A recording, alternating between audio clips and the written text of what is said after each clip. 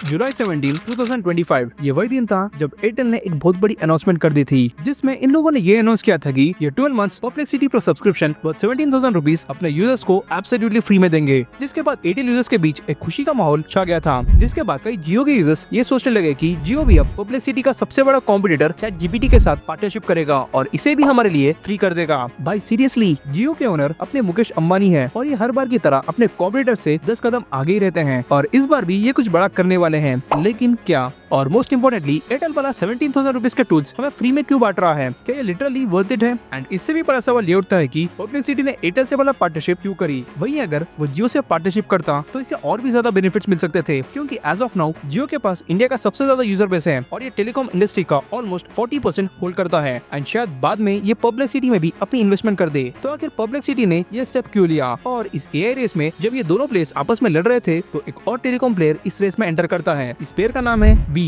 जिसे हम Vodafone idea के नाम से जानते हैं। इंटरेस्टिंगली इस प्लेयर ने पिछले 5 साल से प्रॉफिट तो दूर की बात, ये लॉसेस कवर करने में लगा है। जब ये इतनी बड़ी प्रॉब्लम से गुजर रहा था तो गवर्नमेंट ऑफ इंडिया ने इस पर 36,950 करोड़ का कर्ज और भी बढ़ा दिया। अब और इंटरेस्टिंग बात सुनिए, वी ने साफ साफ कह दिया कि अगर इन पे इतनी बड़ी पेनल्टी डाल देंगे तो इसे 2026 तक मजबूरन अपने ऑपरेशंस क्लोज करने पड़ेंगे। और वी ने गवर्नमेंट को एक डील ऑफर की और वो थी लोन फॉर इक्विटी, जिसके चलते गवर्नमेंट ऑफ इंडिया ने इस ड्यू को माफ करके वी का लिटरली 49% स्टेक अपने नाम कर लिया। जब लोगों ने सोचा था कि वी का द एंड है, तब वी ने एक मास्टर स्ट्रोक मूव लिया। इसने आईबीएम के साथ पार्टनरशिप करी और वो भी वर्थ 500 to 600 मिलियन डॉलर्स। लेकिन ये डील इतनी खास क्यों थी? एंड इस एआई रेस में आखिर जीतेगा कौन? और जियो इस रेस में आखिर क्या चाल चलने वाला है? सब कुछ जानेंगे इस वीडियो में। बेसिकली हम वीडियो को 3 पार्ट्स में डिवाइड करेंगे और 1 बाय 1 डिटेल में समझेंगे, जिसमें सबसे पहले एयरटेल की स्ट्रेटेजिक मूव के बारे में हम बात करेंगे। जैसे हमने पहले डिस्कस किया था कि जुलाई 17, 2025 को एयरटेल ने 17,000 rupees worth perplexity pro subscription 12 months के लिए फ्री अनाउंस कर दिया था। लेकिन ये 17,000 रुपीज वर्थ सब्सक्रिप्शन आखिर है क्या? इस प्रो सब्सक्रिप्शन में आपको एडवांस एआई मॉडल्स जैसे ChatGPT 5, Claude Sonnet, Claude Opus, Gemini 2.5 pro, GPT-5 thinking जैसे मॉडल्स का एक्सेस मिलता है। साथ ही unlimited file uploads, image generation, data analytics और डीप रिसर्च कैपेबिलिटीज भी ऑफर की जा रही है। पर्सनली मुझे लगता है कि कैजुअल यूजर्स के लिए फ्री ChatGPT ऑलरेडी काफी है, लेकिन अगर कोई प्रोफेशनल या कॉर्पोरेट यूजर है तो ये प्रो सब्सक्रिप्शन उनके वर्क फ्लो, प्रोडक्टिविटी और बिजनेस इंटेलिजेंस के लिए काफी वैल्यूएबल हो सकता है। अब सवाल ये उठता है कि परप्लेक्सिटी ने जियो के साथ पार्टनरशिप करने के बजाय एयरटेल के साथ क्यों की? इसका सबसे बड़ा रीजन है कॉर्पोरेट ब्रांड परसेप्शन और इन्वेस्टर ट्रस्ट। बाहर से शायद जियो मास मार्केट ओरिएंटेड ब्रांड दिख रहा हो, लेकिन कॉर्पोरेट वर्ल्ड में एयरटेल को ज्यादा प्रायोरिटी मिलती है, क्योंकि एयरटेल अपने आप को एक प्रीमियम टेलीकॉम ब्रांड के रूप में पोजीशन करता है। जैसे कि जियो का एंट्री लेवल प्लान 75 रुपीज का है और मेनली ये जियो फोन यूजर्स के लिए टारगेटेड है,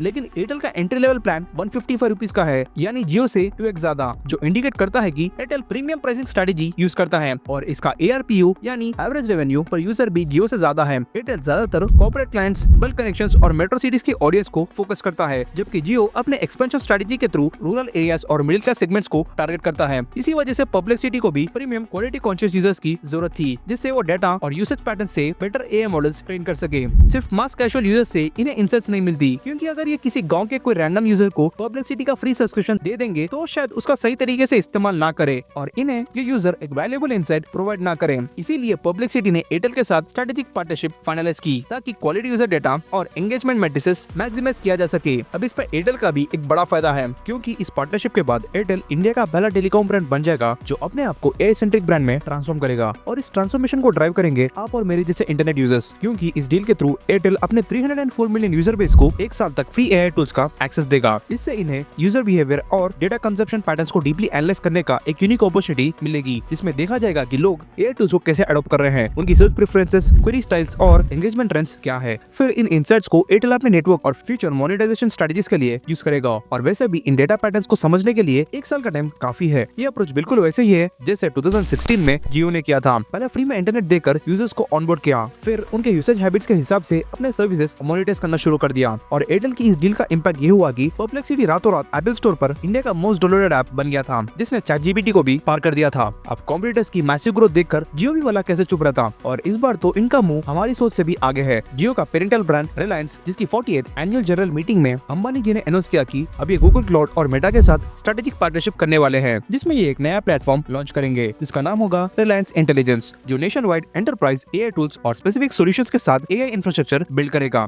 जिसमें सबसे पहले गूगल के साथ मिलकर रिलायंस जामनगर में एक dedicated AI cloud region open करने वाला है, जहां green energy powered hyperscale data centers बनाएंगे और जियो की हाई स्पीड फाइबर इनका बैकबोन की तरह काम करेगी, ताकि एआई वर्कलोड्स को लो लेटेंसी और हाई बैंडविड्थ एनवायरनमेंट मिल सके। साथ ही मेटा के साथ 855 करोड़ यानी $100 मिलियन का जॉइंट वेंचर अनाउंस किया है, जिसमें रिलायंस का 70% स्टेक है और मेटा का 30%, जिसका फोकस एंटरप्राइज एआई सॉल्यूशंस और लामा जैसे open source large language models को स्केलेबल बनाने पर यूज होगा। ये कोलैबोरेशन तब आया था जब मेटा ने अपने एआई वेंचर्स को सुपर इंटेलिजेंस लैब्स के अंडर कंसोलिडेट कर रहा था। और यही नहीं, जब एयरटेल अपने यूजर्स को फ्री पब्लिसिटी दे रहा था, तो दूसरी तरफ रिलायंस माइक्रोसॉफ्ट एज्यूर के साथ मिलकर अपने यूजर्स को जियो क्लाउड पर 50 GB फ्री स्टोरेज ऑफर कर रहा है और 40 मिलियन से भी ज्यादा लोग इनकी इस सर्विस को यूज कर रहे हैं। अनलाइक एयरटेल बंडलिंग स्ट्रेटेजी, जियो अपना खुद का एआई इंफ्रास्ट्रक्चर बिल्ड कर रहा है, मतलब खुद के हार्डवेयर डिवाइसेस, खुद का क्लाउड स्टोरेज और अपने कंटेंट प्लेटफॉर्म के थ्रू एक पूरा इकोसिस्टम ये बिल्ड कर रहा है। और सबसे बड़ी बात, रिलायंस के पास एयरटेल से डबल के आसपास सब्सक्राइबर बेस है। आप नंबर्स देखिए, एयरटेल के पास लगभग 304 मिलियन यूजर्स का सब्सक्राइबर बेस है, जबकि जियो के पास करीब 500 मिलियन यूजर बेस है। और यही नहीं, जियो का रिसेंटली मर्ज हुआ ओटीटी प्लेटफॉर्म जियो हॉटस्टार अब 300 मिलियन सब्सक्राइबर बेस तक पहुंच चुका है। मतलब दोनों को मिलाकर रिलायंस के पास करीब 800 मिलियन का कंबाइंड इकोसिस्टम है। और जियो का एडवांटेज ये है कि इनका AI stack development in house हो रहा है, मतलब इन्हें एयरटेल की तरह थर्ड पार्टी टूल्स को हेवी लाइसेंसिंग फीस देने की जरूरत नहीं पड़ेगी। ये मैं इसलिए कह रहा हूँ क्योंकि लॉन्ग टर्म में इसका फायदा सीधा मार्जिन और कॉस्ट एफिशिएंसी पर देखने को मिलेगा। अगर आपको वीडियो इन्फॉर्मेटिव लग रही है तो वीडियो को लाइक करें और हाइप बटन पे जरूर क्लिक कीजिएगा। आपका ये एक लाइक हमें बहुत ज्यादा मोटिवेट करता है।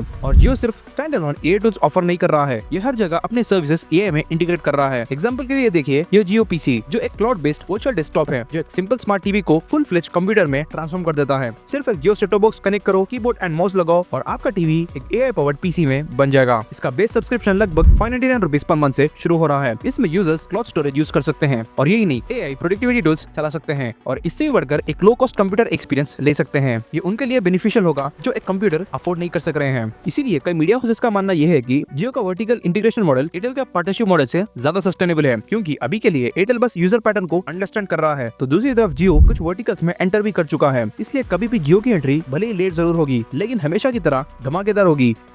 बात तो सही है। लेकिन अभी भी एयरटेल के पास फर्स्ट मोवर एडवांटेज है, क्योंकि हम इंडियंस एक बार किसी चीज के यूआई एंड यूएक्स को अडॉप्ट कर ले तो दूसरे पे स्विच करना मुश्किल होता है। जैसे कि चैट जीपीटी जो एआई रेस में सबसे पहला था और आज भी हम मेजॉरिटी यूजर्स चैट जीपीटी ही यूज करते हैं। भले ही गूगल इनका जेमिनी प्रो स्टूडेंट्स को फ्री में दे रहा है, ये सब प्रो सब्सक्रिप्शन रहने के बावजूद हम डेली क्वेरीज के लिए प्रो सब्सक्रिप्शन के बदले ये फ्री चैट जीपीटी ही यूज करते हैं। वैसे आप कौन सा एआई चैटबॉट यूज करते हो, कमेंट्स में जरूर बताइए। अब बात करते हैं इस एआई रेस के थर्ड प्लेयर की, जो है वी, जिसे हम वोडाफोन आइडिया के नाम से जानते हैं। आज के टाइम पर वी के पास 127.4 मिलियन का सब्सक्राइबर बेस है, लेकिन जहां जियो और एयरटेल हर महीने लैक्स ऑफ न्यू कस्टमर्स को ऑनबोर्ड कर रहे हैं, तो वी हर महीने लैक्स ऑफ कस्टमर्स को लूज कर रहा है। जहां जून के महीने में इसने 2,17,816 सब्सक्राइबर्स खो दिए थे। ये सारे यूजर्स दूसरे ऑपरेटर्स पे शिफ्ट हो रहे थे और इसीलिए वी इस बार आईबीएम के साथ पार्टनरशिप करके एक एआई इनोवेशन हब लॉन्च कर रहा है। इसका मेन पर्पस है वी के आईटी ऑपरेशंस को मॉडर्नाइज करना, सर्विसेज रिलायबल बनाना और कस्टमर्स के लिए डिजिटल एक्सपीरियंस इंप्रूव करना। ये एआई इनोवेशन हब बेसिकली एक को क्रिएशन सेंटर होगा, जहां वी के इंजीनियर्स और आईबीएम कंसल्टिंग एक्सपर्ट्स मिलकर एआई सॉल्यूशंस, ऑटोमेशन टूल्स और डिजिटल एक्सेलरेटर्स डेवलप करेंगे। इससे वी अपने डेवऑप्स मॉडल को और फास्ट और ऑटोमेटेड बना पाएगा, मतलब सॉफ्टवेयर डेवलपमेंट और नेटवर्क ऑपरेशंस दोनों में स्पीड और एफिशिएंसी देखने को मिलेगी। वी के सीटीओ जगबीर सिंह ने कहा है कि उनके डिजिटल जर्नी के लिए ये कोलैबोरेशन एक माइलस्टोन होगा। इस ऐप की हेल्प से we faster go to market execution करेगा, नए फीचर्स और सर्विसेज जल्दी लॉन्च कर पाएगा और टेलीकॉम इंडस्ट्री के लिए एक नया बेंचमार्क जरूर सेट करेगा। दूसरी तरफ आईबीएम के एशिया स्पेसिफिक कंसल्टिंग हेड जूही ने बताया है कि इंडिया के टेलीकॉम सेक्टर में डेटा कंजप्शन, डेटा ट्रांसफॉर्मेशन और 5G डिप्लॉयमेंट बहुत तेजी से बढ़ रहा है। ऐसे टाइम पर आईबीएम वी के लिए एक एनेबलर बनेगा, जिसमें ये इनके आईटी इकोसिस्टम को मॉडर्नाइज करेगा, ऑपरेशंस को और एफिशिएंट बनाएगा और वी की डिजिटल लॉन्ग टर्म रिसिलेंस को स्ट्रॉन्ग करेगा एंड मेन इंपोर्टेंटली वी को एक प्रॉफिटेबल ब्रांड बनाने में मदद करेगा। और इनकी इस डील की वैल्यूएशन अप्रोक्सीमेटली $500 to $600 मिलियन के आसपास है, जहां पर ये डील पहले $800 मिलियन की थी, लेकिन वी ने नेगोशिएट करके इसे इतने प्राइस पे लॉक कर लिया। इससे ये मालूम पड़ता है कि नेगोशिएट बस आप और मेरे जैसे आम लोग ही नहीं, ये बड़े कंपनीज भी करते हैं। अब इससे फाइनल ये होता है कि इस एआई और कनेक्टिविटी रेस में लॉन्ग टर्म विनर जियो ही दिख रहा है, क्योंकि जियो के पास अपना पेरेंटल ब्रांड रिलायंस है, जिनके पास रिसोर्सेज, कैश रिजर्व्स और लार्ज स्केल इन्वेस्टमेंट्स की कोई कमी नहीं है। रिलायंस जियो ने ऑलरेडी मिलियंस ऑफ सब्सक्राइबर्स को कैप्चर कर लिया है, जो उसे इंडिया का नंबर 1 ब्रॉडबैंड और मोबाइलिटी प्लेयर बनाता है।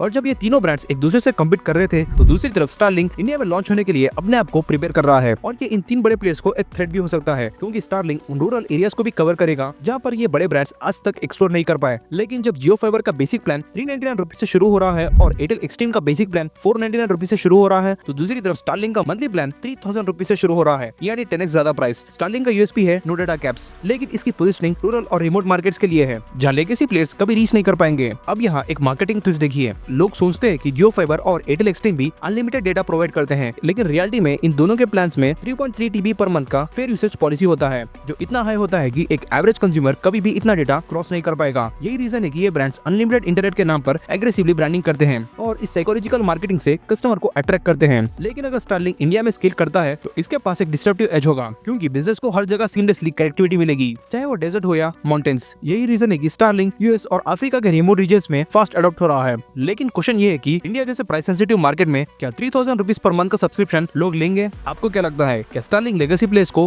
बीट कर पाएगा? आपका जवाब कमेंट्स में जरूर बताइए। That's it for today. Share this video with your friends and follow Decode with Mubin for more such insights.